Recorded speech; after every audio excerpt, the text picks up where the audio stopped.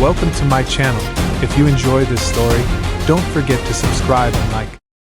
The Sarkesh sky market didn't mock her price. They just shook their heads, eyes cold as the frost clinging to abandoned shuttles, rusting in the lethal heat. A biomechanical construct, priced at 15 credits, cheaper than a barrel of counterfeit fuel, cheaper than a smuggler's promise. But one human saw her true worth, a value not measured in credits or metal. Elias Korr moved slowly through the crowd, his heavy boots grinding into the scorched red dust, each step echoing like a drumbeat in his chest. The seed case weighed on his shoulder, its straps chafing his calloused skin, but he didn't stop. No one stopped in Sarkesh unless they wanted to be swallowed by the sand or stabbed in the back. He remembered little of Earth, only fragmented stories from his mother, endless green fields, winds carrying the scent of fresh grass and dew. Those tales now felt like myths, whispers of a dead god. Earth had vanished in the plasma storms of war, leaving behind colonies like Varnis, lands promised life but reduced to dusty graves. Elias had spent 12 years on Varnis, rooting himself in its soil, sweating and hoping to make it bloom. He built domes, planted fields, believed humanity could defy the universe's death. But it all collapsed in 3 hours. The fire wasn't what haunted him. Not the explosions, not the screams crackling through carbon-plated comms, not the sky burning like blood. It was the silence afterward. Kneeling on broken ground, hands buried in dry dust, he felt nothing. No warmth, no pulse, only the dull ache of a world that had stopped breathing, as if he had died with it. Now, Elias was a dust trader, wandering among the stars, carrying a case with 3 final seeds. They weren't ordinary seeds but marvels of nano-botanical engineering, encased in biomembranes, glinting like cursed gems. Each was a promise, designed to take root in dead soil where no one dared to plant. But in Sarkesh, promises meant nothing. The sky market was a chaotic heap of scrap metal and broken dreams, where rusted containers stacked like the ribs of a long-dead beast, where tattered tarps flapped like shrouds in the sandstorm's wind. The stench of machine oil, plasma smoke, and sweat mingled, assaulting the senses like a warning: survive, or be devoured. Elias pulled his hood lower, shielding eyes weary from witnessing too much death.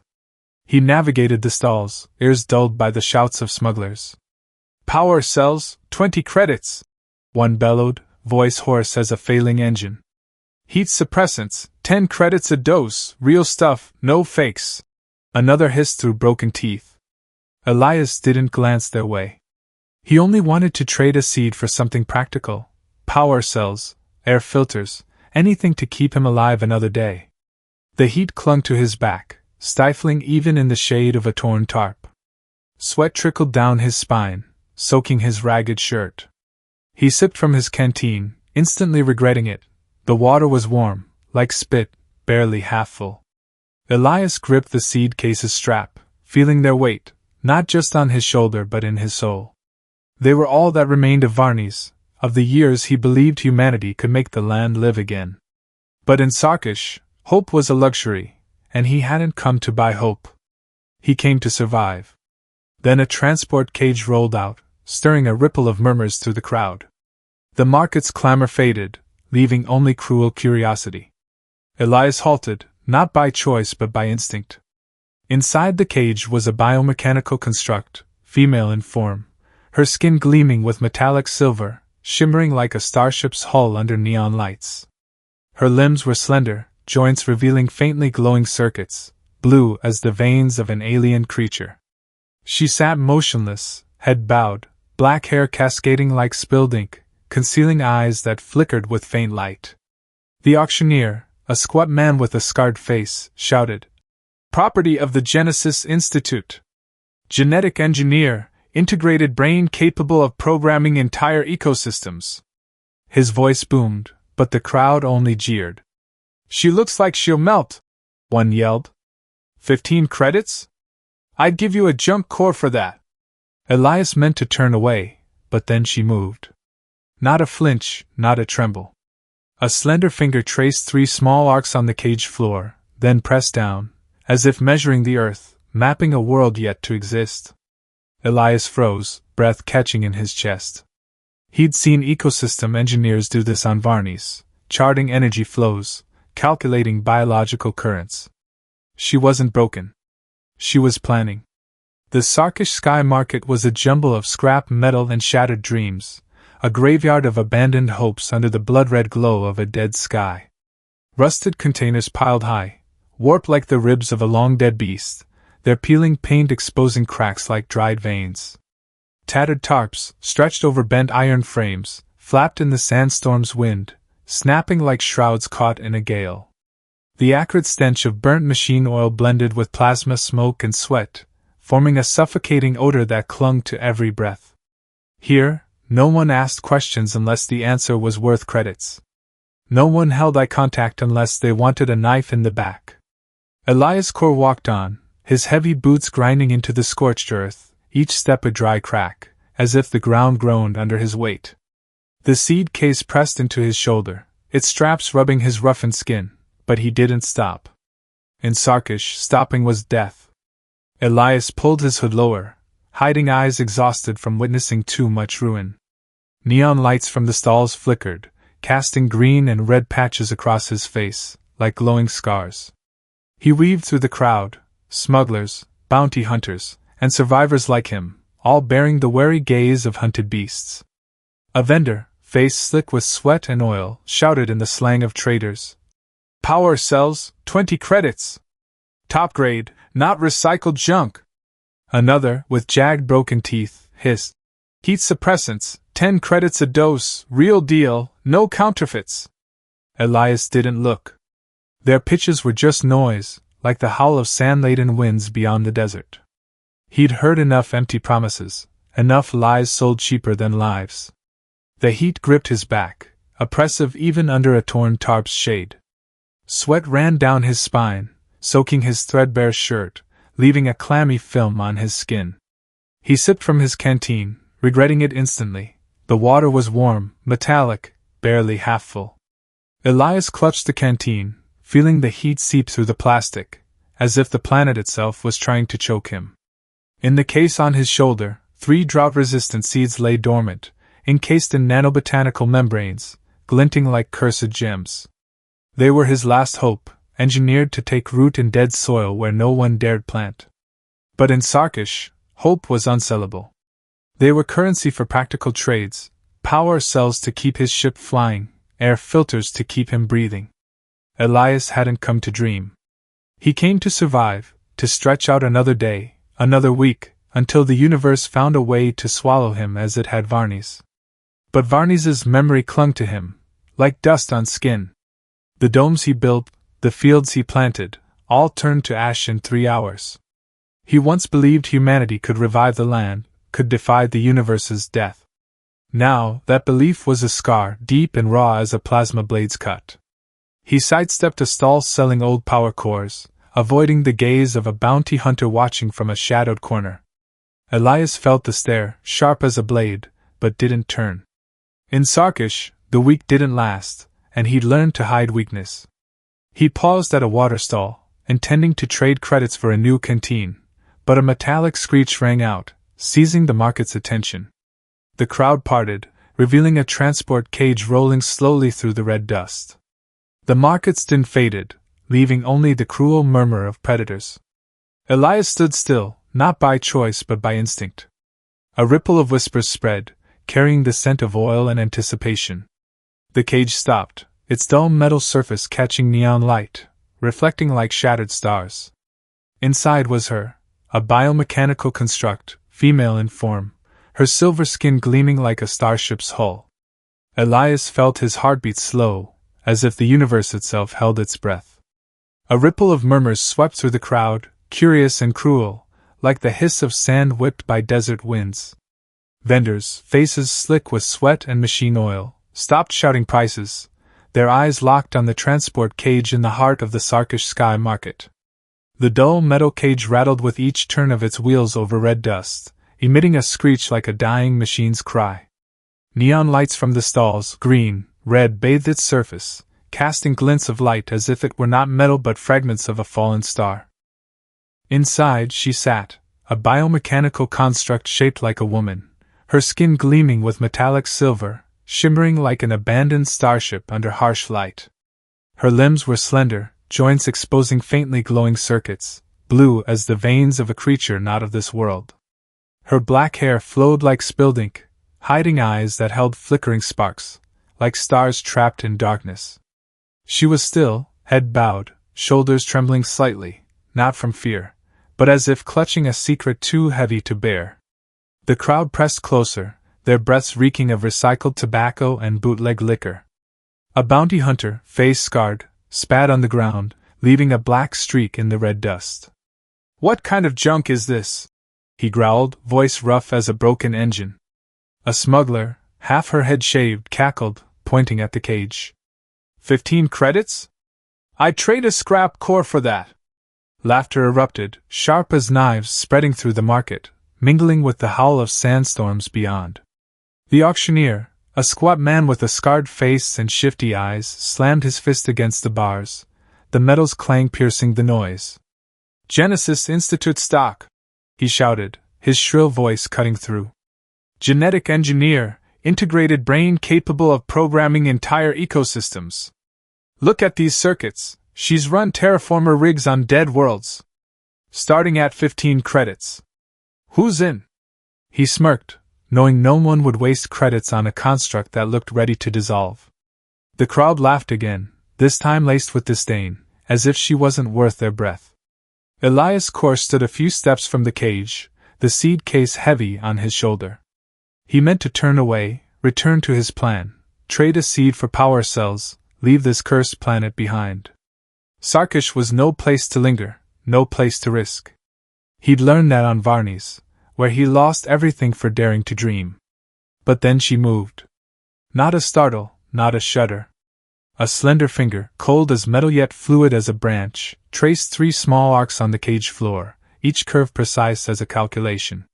Then she pressed down, as if measuring something, as if the red dust beneath her wasn't dead earth but a map of life. Elias froze, breath catching in his chest. He'd seen ecosystem engineers do this on Varnis, kneeling by the soil, mapping energy flows, calculating biological currents to coax trees to sprout.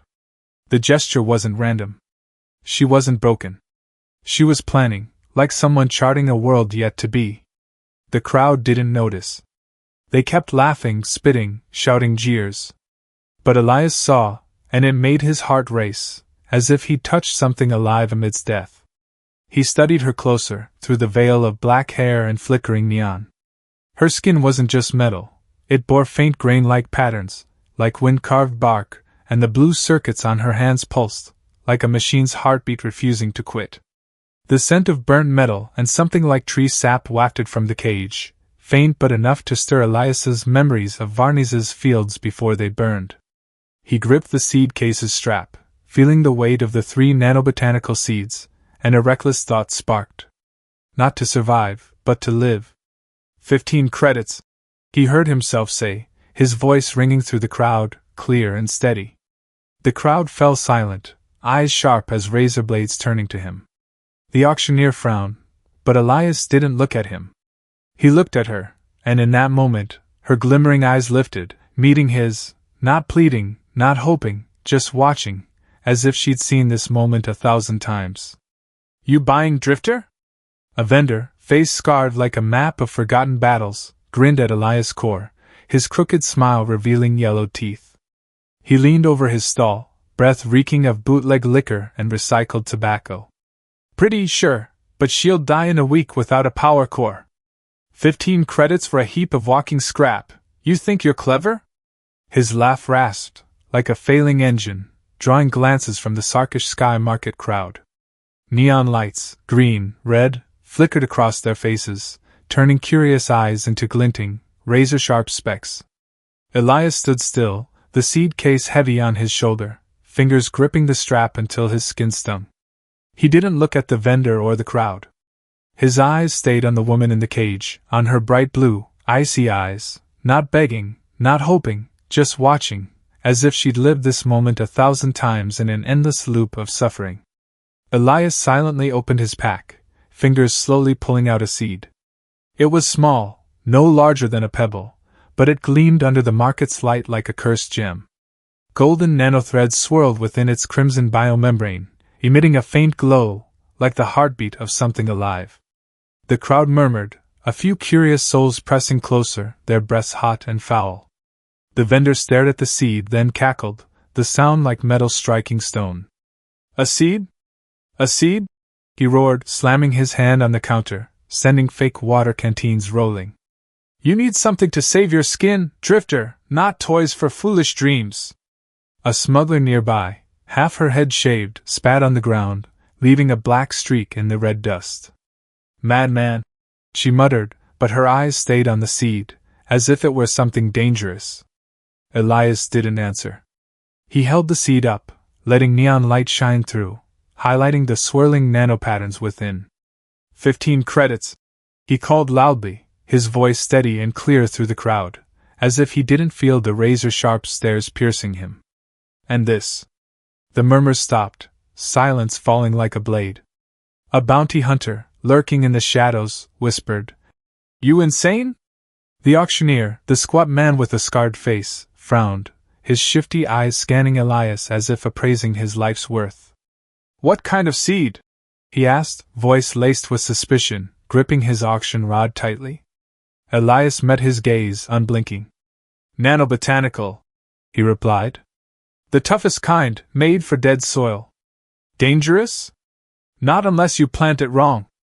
A heavy silence hung, as stifling as Sarkesh's heat. Then the auction rod struck down, its sharp clang a verdict. "Sold!" The cage hissed, steam escaping from its joints, and the bars slowly parted. Elias stepped forward, the smell of rust and old oil hitting his nose, mingling with the stifling heat of the pressing crowd. He knelt by the bars, closer to her.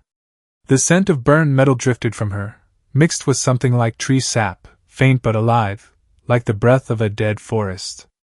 Her blue eyes, clearer now, didn't leave him, but held no emotion, just observation, as if measuring not him but something deeper, invisible. "I won't hurt you," Elias said softly, loud enough for her to hear, loud enough to drown out the crowd's murmurs.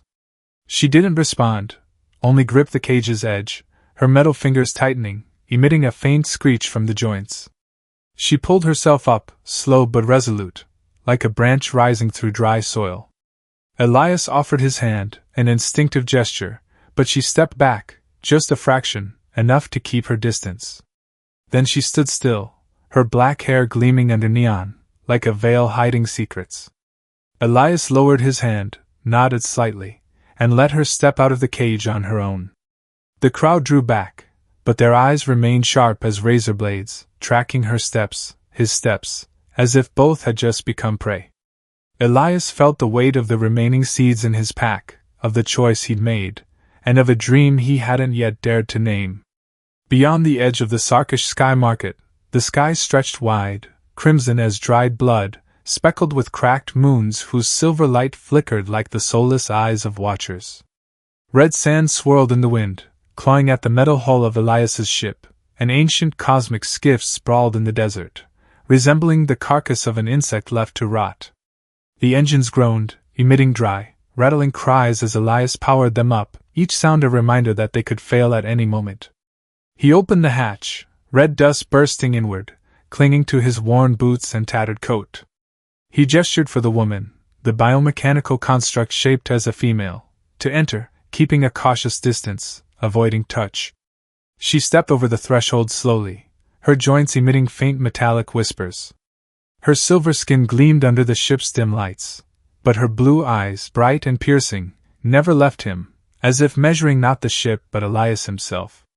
She curled up near the cooling rack, her back against the thermal shield, black hair spilling over her shoulders like ink. The blue circuits on her hands pulsed faintly in the dark, like the heartbeat of something both alive and not. Elias rummaged through his pack, pulling out a canteen, its plastic worn but sturdy. "Clean water, double-filtered," he said, offering it to her, his voice even but not insistent. She hesitated, her metal fingers trembling slightly, then took the canteen, joints screeching softly. She sipped, coughed, water spilling over her silver skin, glinting like sweat under the faint glow of the control panel. She drank more slowly, carefully, as if each drop were a luxury.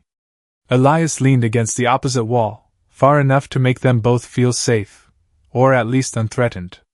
"You don't have to talk," he said softly, his voice nearly lost in the engine's hum. "Not yet." She didn't respond, only clutched the canteen, eyes closing, though her fingers still moved, tracing invisible arcs in the air, as if searching for something unseen. Elias closed his eyes, his mind drifting to the 2 seeds left in the case, each a promise he dared not trust. This woman, a mystery, a risk, but also a chance, reminded him of Varnis, of days when he believed dead soil could live again. As the ship left Sarkesh, the wind shifted, carrying the scorching breath of a thermal storm, a heat capable of melting metal and charring flesh. Elias felt the motion through the hull, the engines whining against the razor-sharp sandstorm, each grain striking the ship like a tiny bullet. He checked the control panel, fingers gliding over dust-caked buttons, eyes fixed on the flickering screen. The woman sat there, back against the thermal shield, eyes open, not sleeping, just still. A wary stillness, as if she'd survived worse: cages, burning planets, hunters. Elias felt the weight of his decision, not just the 15 credits and a seed, but something greater, as if he'd wagered his entire life. A sharp screech from the control panel shattered the silence, startling him. An energy scan, low frequency, not a weapon but a trace. Someone was tracking them. Elias cursed, hands swiftly disabling the navigation beacon, rendering the ship invisible to emergency signals. He glanced at her, but she didn't move, only watched him, her blue eyes flaring like flames in the dark. "They want you," he muttered, unsure if he spoke to her or himself. She didn't reply, but the circuits on her hands glowed brighter, as if she too sensed the threat. The ship shuddered, sand scraping harder against the hull, and Elias gripped the seat, knowing the storm wasn't the only thing hunting them. Elias cursed under his breath, fingers racing across the control panel, shutting off the navigation beacon to make the ship invisible to emergency signals. The screen flickered, its faint blue light illuminating his face, highlighting wrinkles carved by years and loss. The coordinates he'd set led to an abandoned outpost, an old research dome hidden deep under Sarkesh's sheer cliffs, a place too dry, too dead, too forgotten for anyone to visit. But Elias had made it a sanctuary, a living laboratory where he tried to make the soil breathe again. Drip irrigation, biolights, and a small patch of meticulously tended earth, all final efforts to defy the universe's death. As the ship landed, red sand sprayed upward, swirling like the breath of a dying beast, scratching the worn metal hull. Elias glanced at the woman, the biomechanical construct, curled near the cooling rack. Her blue eyes glowed faintly in the dark, like small flames that never died. "Ever been in one of these?" he asked, nodding at the dusty control panel. "Junk ship, but it flies." She didn't react, only stared, her gaze unwavering, as if his question were a meaningless echo. Elias sighed, slinging his pack off his shoulder, feeling the ache spread from his neck to his back after a long day fleeing Sarkesh's heat and prying eyes. He rummaged through the pack, pulling out another canteen, its worn plastic still solid, holding liquid more precious than credits on this planet. He offered it to her, saying nothing, only nodding slightly. This time, as she took it, her metal fingers brushed his, cold but not rough. A faint static jolt passed through, not hostile but charged, like the air before a storm, making Elias pause. She drank slowly, small sips, her eyes on him, not through him, as if truly seeing him for the first time. "Thanks," Elias said softly, unsure why, as if thanking the moment itself. She didn't reply, but her gaze lingered, as if measuring not him but something deeper, unseen. Elias felt his heartbeat, slow and heavy, blending with the fading drone of the cooling engines. They stepped out of the ship, red sand clinging to Elias's boots and her silver skin, sparkling like stardust under the weak light of cracked moons. The research dome loomed ahead, half buried in stone, its dull shell crisscrossed with cracks and dried moss. Elias pushed the door, metal screeching like a warning. Inside, the air was damp and heavy with the scent of moss, recycled vines clinging to the walls, frail but surviving, like him. The drip irrigation ticked softly, mist hovering in the air, easing the desert's lingering heat. The woman, Sylva, the name Elias gave her in his heart, changed the moment she entered. She inhaled deeply, shoulders relaxing, as if the humid air was something she'd craved for ages. She approached a small tray of moss, her metal fingers trembling as they touched it, like touching a lost memory. The blue circuits on her hands pulsed brighter, like the heartbeat of a living system. Elias activated the mist system, cool vapor spraying out, glinting under the biolights. She turned, her eyes brighter, not with fear but with reverence, as if seeing what he'd spent a lifetime chasing, a patch of life amidst death. "Ugly, but it works," Elias said, a rare smile cracking his face, though his eyes remained wary. He watched her touch the moss, the way her circuits glowed, as if she spoke to the earth. It reminded him of Varnis, of ecosystem engineers who did the same before fire consumed everything. He wanted to ask who she was, where she came from, but a sharp beep from the control unit in his pack interrupted. Another scan, sharper, closer. Elias's hand tightened, heart racing. Someone wasn't just tracking them. They were closing in. He glanced at Sylva, but she didn't look at him. She knelt by the moss tray, her finger tracing a small arc in the damp soil, and this time, a tiny sprout leaned toward her, as if it heard her whisper. In the research dome, the air was damp and thick with the scent of moss, like the breath of a long-dead forest clinging to life. Recycled vines gripped the walls, their thin green threads weaving through dull metal, trembling slightly as the drip irrigation ticked, spraying mist that shimmered under the faint glow of biolights. Elias Korr stood by a soil tray, his rough hands sifting through damp earth, feeling the rare coolness amidst Sarkesh's death. The woman, the biomechanical construct, stood a few steps away, not touching, but close enough for the mystic glint on her silver skin. Her blue eyes, sharp and bright as plasma blades, followed his every move, not with suspicion but as if learning, memorizing. "I've been crossbreeding drought-resistant strains for a year," Elias said, his voice low, speaking more to the soil than to her. "Most failed, burned dry or rotted. But with your circuits..." He hesitated, fingers tightening around a clump of earth, as if afraid his words might shatter something fragile. She tilted her head, black hair gleaming like spilled ink under the lights, then stepped to a small tray of plants, where frail sprouts rose from the soil, trembling like candles in the wind. She knelt, her metal finger brushing a sprout, gentle as if touching a memory. The blue circuits on her hand flared, no longer flickering faintly but blazing, like a river of light flowing through her skin. The sprout leaned toward her, its tiny leaves quivering, as if recognizing a mother, hearing a song only she knew. Elias froze, breath catching in his chest. He'd seen ecosystem engineers on Varnis do this, but never with such precision, such vitality. She wasn't just touching the plant. She was speaking to it, calling it to life. She looked up, meeting his gaze, not smiling, not speaking, but not turning away. In her eyes, Elias saw something not of a machine, a spark of life, of faith, of a world not yet burned. "I don't know your name," Elias said softly, as if afraid to break the moment. She didn't answer immediately, only knelt by the soil tray, her finger tracing 3 curves in the damp earth, each line precise as a calculation, forming a perfect spiral, like a map of a miniature universe. Elias leaned closer, studying the pattern, sensing its wonder, as if it were not just earth but a promise. "Your name?"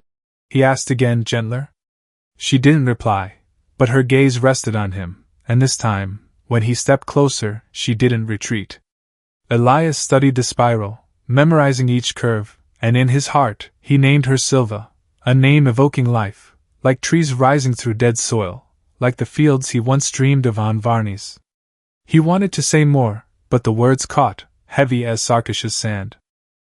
That night, the dome was no longer silent. The drip of irrigation, the faint rustle of vines, the whisper of soil, all blended, like the breath of something newly kindled, like a seed finding earth. Elias sat by the old control panel, checking signals, trying to shake the cold creeping into his bones. Sylva sat near the plant tray, fingers still touching the soil, as if listening to its pulse. Elias watched her, seeing how her blue circuits flickered, like stars in the dark, and wondered what she'd seen, what she'd survived, to carry such power. But a sharp screech from the control panel shattered the calm. Another scan, sharper, closer, like a predator's footsteps. Elias gripped the chair, heart pounding. He checked the screen, seeing the signal wasn't just one ship, but three, moving in formation, locking onto the dome's coordinates. Someone wasn't just tracking them. They were hunting, and they knew exactly where Elias and Sylva hid. He glanced at Sylva, seeing her look up, her circuits blazing, as if she too felt the danger. The soil beneath her trembled, and the tiny sprout leaned toward her again, as if ready to fight alongside her. In the research dome, the biolights flickered weakly, casting faint glows on damp soil and trembling sprouts, fragile as candles before a gale. Elias Korr hunched over the control panel, fingers darting across dust-caked buttons, heart hammering in his chest. The screen flashed, the skin signal pulsing like a malevolent heartbeat, low frequency, precise, not the crude signature of sky market smugglers with their patchwork ships. This was the Genesis Institute, the ones who created Sylva, who never relented when hunting their property. They wanted her back, not as a slave but as a key, an intellectual archive, a biological vault capable of reviving dead ecosystems, turning barren soil to gold. Elias glanced at Sylva, still standing by the plant tray, her metal fingers brushing the damp soil, whispering to the sprouts. Her blue circuits pulsed, flaring each time she touched the earth, like a heart that never stopped. "We have to go," Elias said, voice taut, almost a growl. "Now." Sylva turned, her blue eyes cold and steady, like a plasma blade slicing through darkness. She pointed at the sprout, a slow but resolute gesture, then shook her head. Elias staggered, feeling the ground crack beneath him. "You're staying for a plant?" he roared, fists clenching, his voice echoing in the dome. "They're coming, Sylva! They'll burn this place, burn us!" But her gaze didn't waver, held no fear, only a deep resolve, like roots gripping stone. Elias understood, not through words but through her touch on the sprout, the way her circuits blazed. She wasn't just protecting a plant. She was guarding a promise, a hope for life he'd once believed in, once lost on Varnis. Elias swore, breath heavy, then knelt by an old crate, pulling out a decoy signal emitter, its dull metal shell still functional. "If we don't fight here," he muttered, voice hoarse, "we'll make them chase a ghost." He worked fast, hands deftly attaching biological scraps, dried moss, nanoseed husks, fake soil, to the emitter, crafting a perfect decoy, a false signal mimicking the dome's energy trace. Sylva approached, silent, but her metal fingers brushed the device, gentle as if touching a living thing. Her blue circuits flared, spreading across the metal shell, as if whispering to it, infusing it with a fragment of her vitality. Elias watched, awestruck, sensing the magic in her act, as if she were not just a machine but part of the earth, of life itself. "What are you doing?" he asked, voice low, almost afraid. She didn't answer, only looked at him, her gaze saying, "Trust me." Elias nodded, not knowing why, but he trusted. They placed the emitter in a far corner of the dome, activated it, and the false signal pulsed, strong, luring any hunting ships off course. They fled the dome through a rear exit, a narrow tunnel cloaked in darkness, the smell of damp earth and rusted metal clinging to their noses. Elias led, gripping a near-depleted plasma pistol, each step echoing like a heartbeat in his chest. Sylva followed, her steps light, but her circuits still glowed, like a flame guiding through the dark. Red sand seeped through stone cracks, scraping Elias's enviromask, making him grit his teeth. He felt Sarkesh's heat, not just from the desert but from the approaching threat. A sharp screech echoed from afar, not wind, but the roar of a hunter ship's engines, slicing the red sky like a blade. Elias stopped, turning to Sylva. She stood still, hand touching the stone wall, and in that moment, he saw a tiny sprout, impossible here, emerging from a crack, as if the earth had heeded her call. "They're here," Elias muttered, tightening his grip on the pistol. Sylva nodded, her gaze unwavering, her circuits blazing, ready to face any storm. Sarkesh's red sand clawed at Elias Korr's envirosuit, clinging like invisible talons, each grain a tiny blade under the searing heat of a blood-red sky. They ran through a narrow canyon, its sheer stone walls rising like the jaws of a long-dead beast, ready to snap shut at any moment. Elias's breath rasped in his mask, condensation fogging the visor, blurring his vision. Each step was a battle, the sinking sand dragging at his boots, but he didn't slow. Sylva ran beside him, cradling a tiny sprout sealed in a makeshift nutrient pod Elias had cobbled together from scrap metal and recycled plastic. She moved with a machine's precision, each step measured, wasting no energy, yet her eyes, bright blue and piercing, burned with a human resolve, fearless and fierce. The blue circuits on her hands pulsed, reflecting faint light from the canyon's cracks, like flames guiding through a storm. An explosion roared behind them, shaking the canyon, sending dust and sand spraying like the breath of a wounded beast. Elias glanced back through his visor, seeing an orange glow where the research dome once stood. The Genesis Institute's hunter ships had obliterated it, reducing his sanctuary to ash, but the decoy had worked. The fake signal from the emitter was luring them away, across distant red dunes. Elias gritted his teeth, feeling his heart tear with the dome, the place where he'd poured sweat, hope, and his last dreams. But there was no time for grief. He grabbed Sylva's hand, pulling her into an old tunnel, the remnant of an abandoned mining operation, where the damp scent of earth and rusted metal mingled, stinging his nose like a warning. Darkness swallowed them, leaving only the faint glow of Sylva's circuits, and the thundering pulse of Elias's heart in his ears. In the tunnel, the air was cold and heavy, each breath dragging the dust of forgotten years. Elias led, gripping his near-depleted plasma pistol, eyes scanning the jagged stone walls. He heard his heartbeat and another sound, Sylva's circuits, humming like the song of a living system, a wordless melody echoing in the dark. He stopped, turning to her, her silhouette faint under the blue glow of her own body. "What are you?" he whispered, voice hoarse, not with doubt but with awe, as if he touched a secret greater than the universe. Sylva didn't answer immediately. She touched the stone wall, her metal finger tracing the familiar spiral, each curve precise as a calculation, a promise etched into the earth. Then, unexpectedly, she spoke, her voice rough but clear, ringing like a bell in the darkness. "Sylva!" Elias froze, breath catching. It wasn't just a name. It was a declaration, an assertion that she was more than a machine, more than the Genesis Institute's property. She was Sylva, and she was alive. He wanted to ask more, to know where she came from, what she'd seen, but before the words could form, a white light flared at the tunnel's end, sharp as a blade slicing through the dark. A hunter drone, small but lethal, hovered, its red sensor eye scanning the space. Elias shoved Sylva behind him, raising his pistol, but it had power for only one shot. The drone emitted an electronic screech, like a predator's cry, its light locking onto them. Sylva stood still, neither fleeing nor cowering. She touched the stone wall, her blue circuits blazing, and the ground beneath the drone trembled. A tiny sprout, impossible here, sprouted from a crack, its nanoroots wrapping the drone's legs, dragging it down with unimaginable strength. Elias stared, awestruck, at Sylva, seeing in her eyes not just resolve but a deep sorrow, as if she'd done this before and paid a price.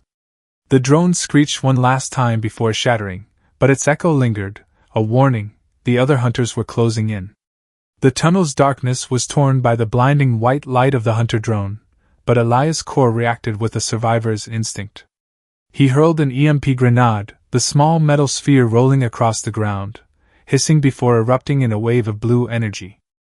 The drone screamed, its red sensor eye dimming, and it crashed, shattering into metal fragments amid the red sand. But there was no time to breathe.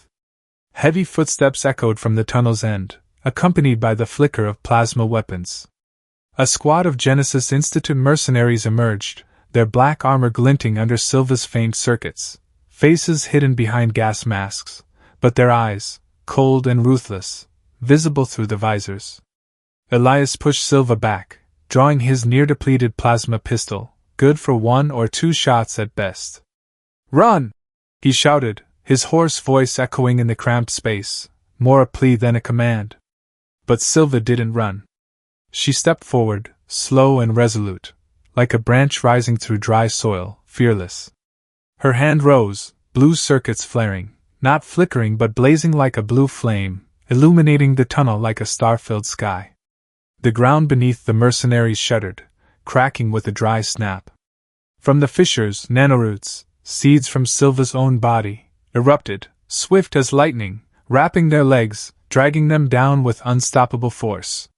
The mercenaries screamed, weapons firing wildly, but the roots tightened, crushing armor, shattering masks, and in a blink, the earth swallowed them, leaving only their desperate cries fading into the dark. Elias stood frozen, horrified, breath caught in his chest.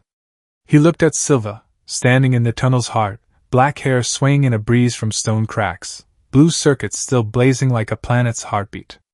"You're a seed?" he whispered, voice trembling, not from fear but because he just witnessed what he dreamed of on Varnis, life exploding from death.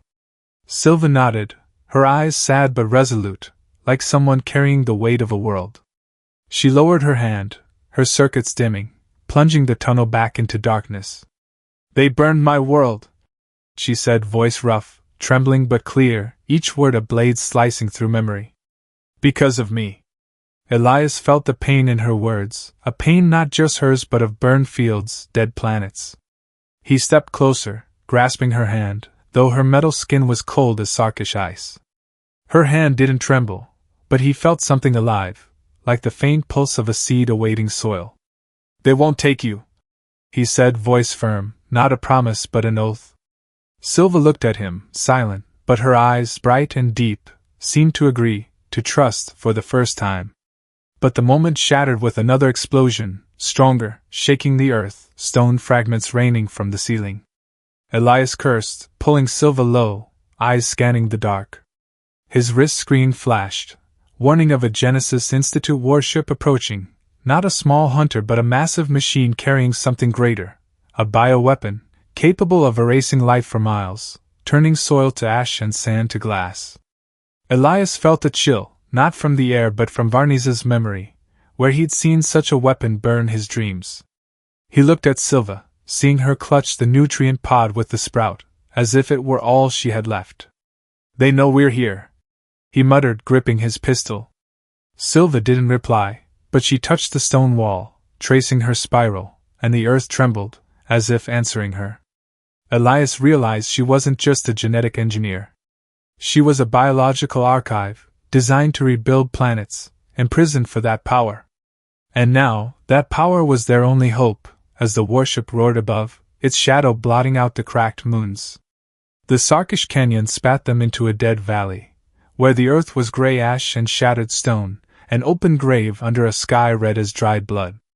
Elias Korr ran, breath labored in his enviro mask, red sand clinging to his boots, each step pulling him toward the earth. Sylva ran beside him, clutching the nutrient pod with the sprout, her silver skin glinting under the faint light of cracked moons. But Elias knew they couldn't run forever. The Genesis Institute's warship roared above, its massive shadow eclipsing the stars, a predator locking on to prey. His wrist screen flashed, warning of a bioweapon, a virus capable of destroying all life, turning soil to ash and bones to dust, like what he'd seen on Varnis. Elias stopped, chest aching, not just from running but from memories of flames that burned his dreams. "We're out of road," he muttered, voice hoarse, turning to Sylva, hoping for an answer in her blue eyes. Sylva said nothing.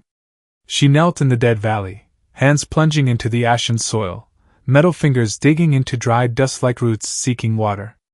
"What are you doing?" Elias shouted, voice breaking against the warship's approaching roar. But she didn't answer, didn't look up. Her blue circuits flared, blazing like a blue flame, spreading across her skin, into the earth, like a river of light flowing into the planet's heart. The ground stirred, trembling under Elias's feet, not with destruction but with the pulse of life. From Sylva's body, thousands of nano-seeds burst forth, glinting like stardust, rooting with impossible speed. Trees surged from ash, their sturdy trunks twisting like fists defying the sky. Green moss erupted, coating shattered stone, and nanovines wove tight, forming an instant forest, vibrant green amidst death. The warship's virus sprayed down, a gray toxic cloud, but Sylva's forest absorbed it, leaves quivering, neutralizing the poison like a living creature fighting an enemy. The warship fired, plasma blazing, but the forest took the energy, trunks splitting then regrowing, vines climbing higher, stronger, as if the earth had decided not to die. Elias stood, awestruck, breath caught before the miracle unfolding. Ash and stone had become a forest, not just alive but defiant, a declaration that life would not yield. He looked at Sylva, standing in the forest's heart, black hair swaying in the sandstorm, blue circuits still blazing. She looked up, smiling for the first time, faint but real, like light breaking through storm clouds. "You did it," Elias said, voice trembling, not from fear but because he'd just seen the dream of his life. Sylva shook her head slightly, her gaze resting on him. "We did it," she said, voice rough but certain, as if sharing the weight of this victory.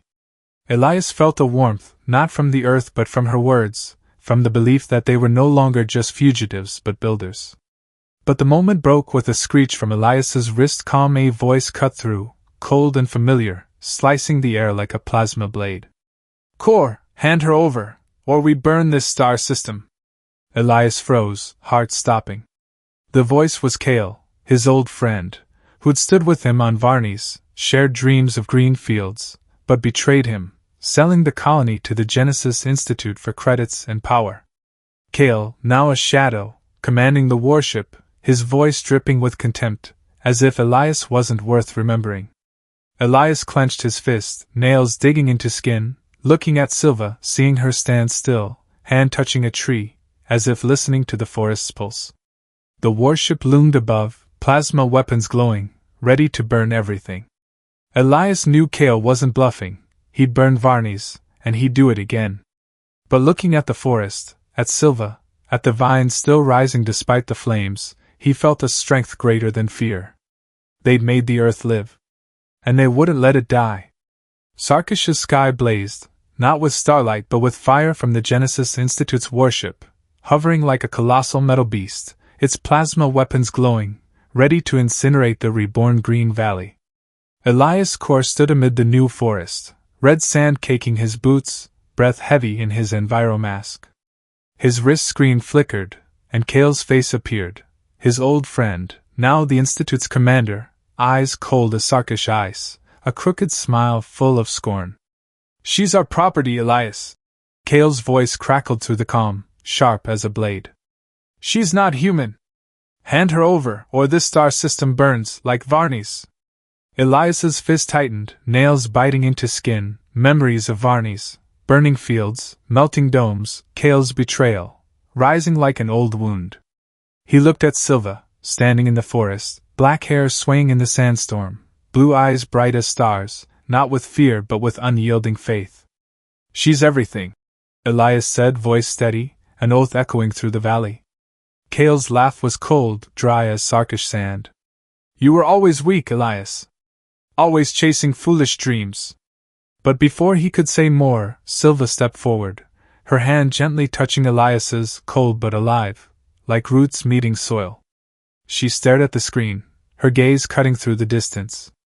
"I choose," she said, voice rough but powerful, each word a hammer shattering invisible chains.